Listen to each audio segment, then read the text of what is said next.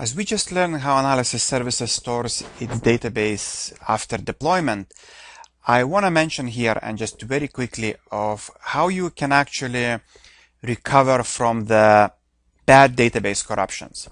From my experience, I've seen maybe 5 or 6 cases where analysis services database got corrupted in a way that I actually had to drop that database manually. And I'll show you just the steps here. So if it's, as I said, it happens very seldom. And the way I've seen from my experience, what happens is that either you cannot start analysis services service. So during the startup of analysis services service, you get a message. It tells you that something is corrupted, or some memories, some crazy message. Sometimes it doesn't even tell you that it's corrupted. It's something that you cannot start your analysis services service. Another ways I've seen when that corruption is when you try to do, when analysis services service started, but when you try to do anything from the management studio, you are getting either a very vague message that something is corrupted, or you actually getting message which says, okay, this file is actually corrupted, and you can't do anything from management studio. You can't even query database. You cannot drop the database. You cannot even go sometimes into the properties of the database. And I've seen the different levels of the corruption. Sometimes you can't even go into properties of the instance. Sometimes you can't do anything with specific database. In such case, if you have this corruption, this type of corruption, the first step for you is to figure out which database causes corruption.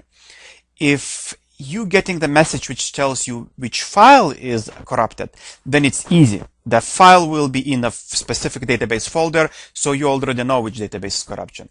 If you don't see the file name, it just tells you in some vague terms that that analysis service something is corrupted, then usually you have to figure out based on a timestamp. Usually, if you go in a database, in the list of database, and the database which was deployed or touched later with the latest modified data stamp, that's a database which will be corrupted. And to recover from this corruption, you have to actually drop that database.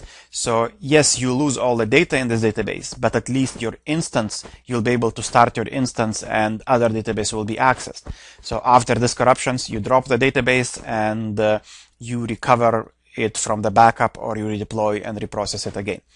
So to drop the database, what you do is you stop the analysis services instance if it's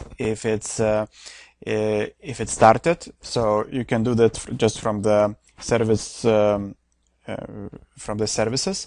You go to the services and just find the SQL Server analysis services instance, and you just hit stop.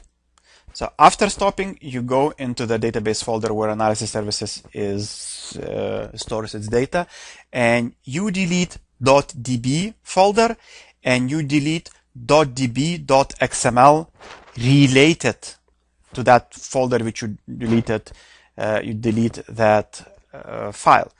After that, you deleted these two folder and file, you go back to service list, and you start that analysis services, and then you actually have to redeploy your database or restore it from the backup.